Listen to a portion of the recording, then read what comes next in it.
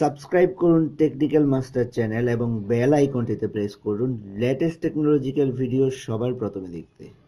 Guys welcome back to my channel. আজকে আমরা কথা বলবো নতুন আপনি পিসি কিনছেন কিন্তু আমি কি সফটওয়্যার ইনস্টল করব, কোনগুলো সফটওয়্যার আমার আসলেই দরকার পিসি চালানোর জন্য, সেগুলো নিয়ে আমরা সবসময় কনফিউজ থাকি। আমি এতদিন যাবৎ পিসি ইউজ করতেছি, এরপরেও দেখা যায় যে আমি ওই সফটওয়্যার কি নিব বা কোনগুলো ইনস্টল করব সেগুলোর জন্য আলাদাভাবে আমার নোট করে রাখতে হয় যে না, নতুন করে যেহেতু আমি উইন্ডোজ দিচ্ছি, আগে সফটওয়্যারগুলো চেক করে ওগুলা মার্ক করে রাখি যে এই সফটওয়্যারগুলো আমি দ্বিতীয়বার ইনস্টল দিব। তো ওই সফটওয়্যারগুলো দ্বিতীয়বার ইনস্টল যেগুলো আমি দিই সেগুলো নিয়ে আমি আপনাদের সাথে বেসিক আলোচনা করব। হয়তো আমি অনেক কিছু মিসিং করে যাব, হয়তো আমি অনেক সফটওয়্যার যেগুলো আমি ইউজ করি না পার্সোনালি, সেগুলো হয়তো আপনারা ইউজ করেন, সেগুলো অনেক জরুরি। আপনারা কমেন্ট বক্সে দিবেন যে কোন সফটওয়্যারগুলো আসলেই রিয়েলি হেল্প করে আমার বলার বাইরে যদি কোনো কিছু থাকে। তো সেটা জানতে হলে ভিডিওটা দেখতে হবে একেবারে শেষ পর্যন্ত। তো দেরি না করে চলুন শুরু করি।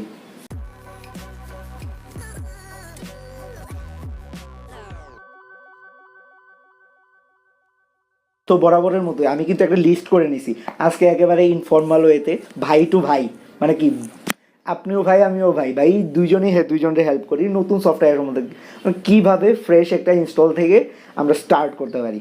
তো ফার্স্টে আপনি যখনই উইন্ডোজটা দিবেন সবার প্রথমে দরকার পড়বে আপনার যেটা ড্রাইভার।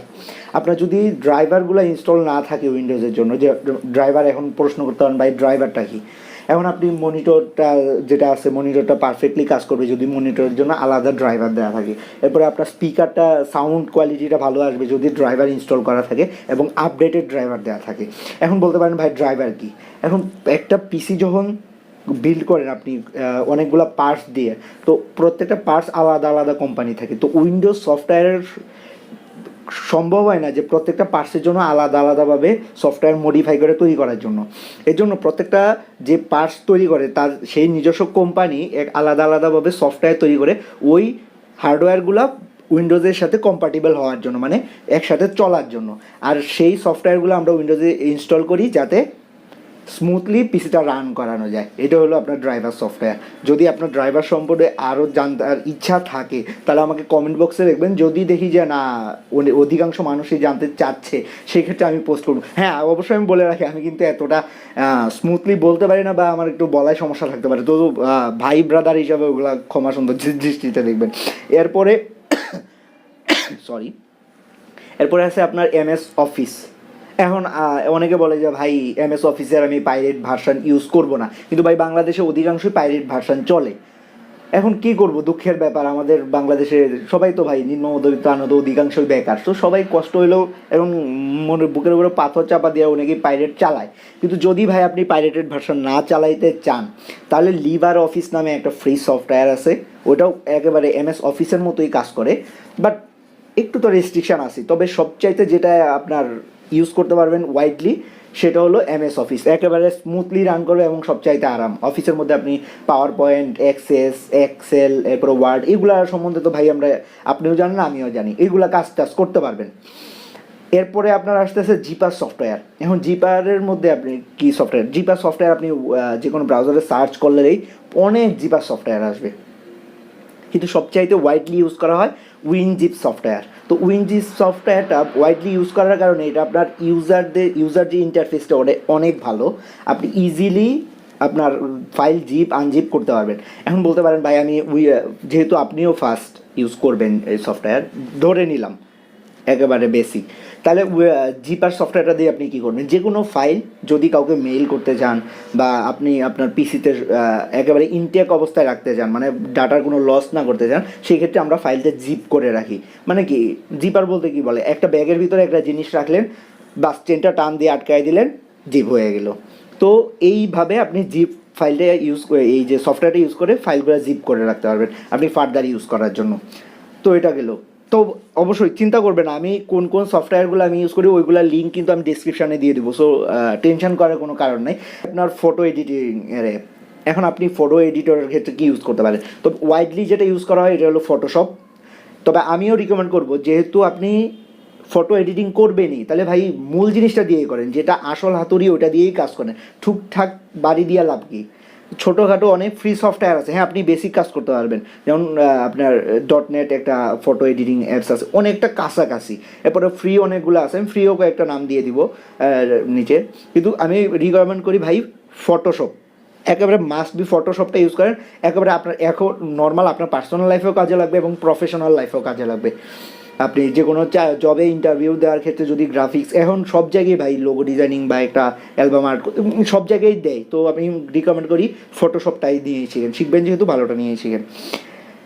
এরপরে আছে ভাই মিডিয়া প্লেয়ার। এখন আপনি পিসি চালাবেন, মাঝে মাঝে একটু মুভিজ দেখতেই পারেন, গানও শুনতে পারেন, মিউজিক ভিডিও দেখতে পারেন, তো সব এগুলো চালানোর জন্য আপনার একটা মিডিয়া প্লেয়ার লাগবে। তবে আমি পার্সোনালি ইউজ করি কেএম প্লেয়ার।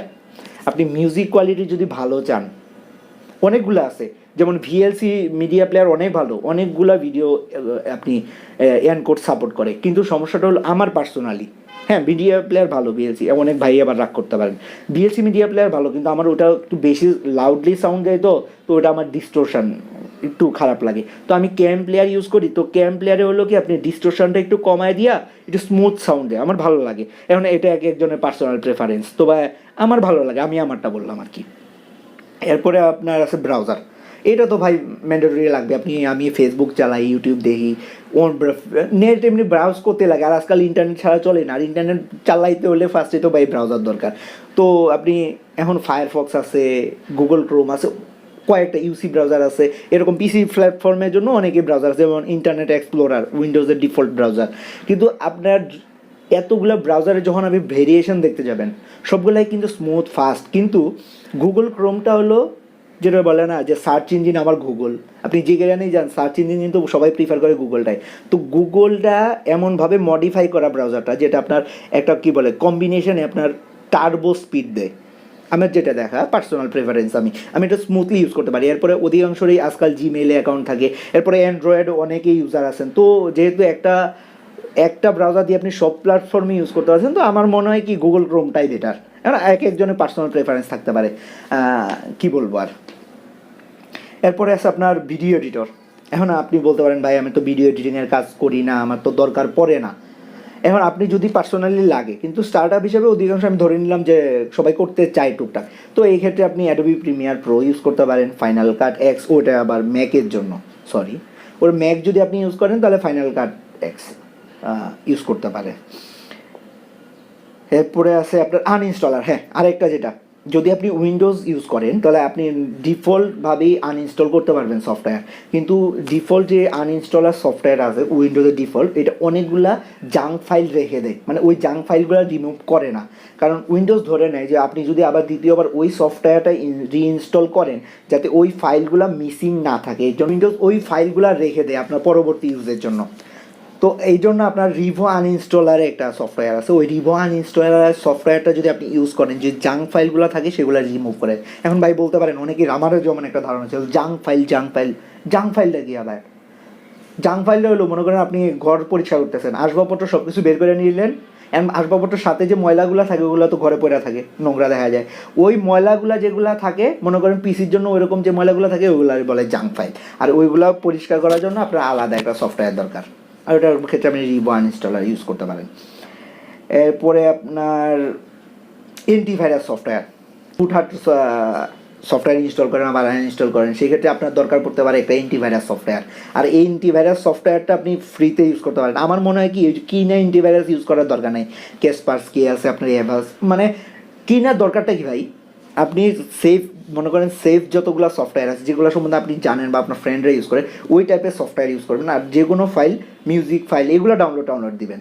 কিন্তু আপনি যদি না আমার ভাই তবুও একটু টেনশন আছে, তাহলে আমি মনে করি কি ওই যে ফ্রি অ্যাভাস্টের যে ফ্রি অ্যান্টিভাইরাসটা আছে ওইটা ইউজ করেন, খুব কাজে দেবে, মানে এর বাইরে বাড়তি কি না টাকাটা নষ্ট করা উচিত না। কারণ ভাই আমি অনেক গত 5-6 বছর যাবৎ পিসি র্যান্ডমলি ইউজ করতেছি এবং খুব হিউজ ইউজ করি, বাট দেখা যায় যে আমার তো কাজ হয়ে যায়, আমার অ্যান্টিভাইরাস এখন পর্যন্ত লাগেনি। আর দ্বিতীয় কথা হলো অনেক দিন পর্যন্ত পিসি ইউজ করলে আপনার দ্বিতীয়বার উইন্ডোজ দিতে হবে, আর উইন্ডোজ দেওয়ার পরে কোনো ভাইরাস থাকবে না আশা করি। তো আপনার অ্যান্টিভাইরাস ইউজ না করলেও চলে, যদি আপনি তবুও এত প্রিকিউশন চান তাহলে এভাস্টের ফ্রি অ্যান্টিভাইরাসটা ইউজ করেন। আর তো পেইড ভার্সন আছে কেসপার্সকি, তবে আপনি যে কমান্ডেই দিতে যাবেন শুধু আজাইরা মাথা খাওয়া হবে কেসপার্সকি, ভাই এটা করেন না, ওইটার মধ্যে রেড সিগন্যাল মানে চলবে। এরপরে আছে আপনার ব্যাকআপ। যদি আপনি অনলাইনে ব্যাকআপ রাখতে চান সেই ক্ষেত্রে আপনার ড্রপবক্সের একটা সফটওয়্যার আছে, ওটা ইনস্টল দিয়ে নিতে পারেন, বা গুগলের ড্রাইভের একটা সফটওয়্যার আছে, ওটা ইনস্টল দিয়ে নিতে পারেন। এটা অনেকে ছবি টবি আপলোড করে রাখে ভবিষ্যতে যাতে নষ্ট না হয়, পিসি যদি আনফর্চুনেটলি হার্ড ডিস্ক ক্র্যাশ করলো, এইগুলা আপনি প্রোটেক্ট করার জন্য এই যে আপনার ব্যাকআপ ফাইলগুলো সফটওয়্যারগুলো ইউজ করতে পারেন। এরপরে আরেকটা, আজকালকার তো মনে করেন ডকুমেন্ট ভিউয়ের জন্য তো নর্মাল যেটা আপনার ওয়ার্ড ফাইল, এগুলো তো আপনি ধরে নিলাম এমএস অফিস বা লিবার অফিস দিয়ে দেখে ফেলবেন, কিন্তু এছাড়া আরেকটা আছে পিডিএফ ভার্সন। তো পিডিএফ ভার্সন দেখতে হলে আপনার পিডিএফ দেখার জন্য সফটওয়্যার ওটা ইউজ করতে হবে। এখন আরেকটা সুবিধা বলে নিই আমি, গুগল ক্রোমে কিন্তু আপনি ডিফল্ট ওয়েতে পিডিএফ ওপেন করে দেখতে পারবেন। এছাড়া যদি আপনার না আমি আরও এক্সপার্টাইজ হতে চাই, তাহলে অ্যাডোবি অ্যাক্রোব্যাট আপনার যে সফটওয়্যার, সরি আমার মিসস্পেলিংয়ের জন্য যদি ভুল হয়ে যায়, ওই সফটওয়্যারটা ইউজ করতে পারেন। ওটা আবার অনেক স্মুথলি রান করে, আপনি ডকুমেন্ট এডিট করতে পারবেন আশা করি স্মুথলি। এই ছিল। এরপরে আপনার যদি মিউজিক স্ট্রিমিংয়ের অভ্যাস থাকে আমার মতো, তাহলে তো আপনার আছে ইউটিউব। কিন্তু যদি এছাড়া আমি কোনো পেইড মিউজিক স্ট্রিমিং করবো, এর জন্য আপনি নেটফ্লিক্সে দেখতে পারেন। বাট যদি আপনি স্পটিফাই গান টান শুনতে চান, তাহলে স্পটিফাই সফটওয়্যার ইনস্টল করে নিতে পারেন। ওইটাও আপনি অ্যান্ড্রয়েড অপারেটিং সিস্টেমের জন্য আছে, এরপর আপনার পিসির জন্য আছে, ওটা আপনি ইনস্টল করে নিলে ইনশাল্লাহ আমি যতটুকু বেসিক কাভার করা দরকার আমি কাভার করে দিলাম। এরপরে যদি আপনাদের আরও কোনো ভিডিওর দরকার পড়ে অবশ্যই জানাবেন। আর ভাই একটু এনকারেজ করেন না, নিচে সাবস্ক্রাইব বাটনটা আছে দিয়ে রাখেন। আর আলতু ফালতু ভিডিও দিব না, প্রমিস করতেছি, আলতু ফালতু ভিডিও আপলোড করব না। আর আমার প্রিভিয়াস ভিডিওগুলো আমার দেয়া আছে। ক্যামেরার অবস্থা তো ভাই আপনাদের মতো গরিব ভাই ব্রাদার, তো ক্যামেরার অবস্থাটা এত ভালো না। আপনারা একটু প্রেস করলে যদি একটু লাইক বাটন আবার শেয়ার করেন, 2-4টা ভাই যদি লাইক ফাইক পরে তবুও মনটা আরও বোঝানো যায়। পরে না হয় চ্যানেলের অবস্থা দেখে একটা ক্যামেরা নিলাম, ভাই ব্রাদারই তো। আচ্ছা, লাইক দিবেন, সাবস্ক্রাইব করবেন আর সবার সাথে শেয়ার করবেন। তো ধন্যবাদ।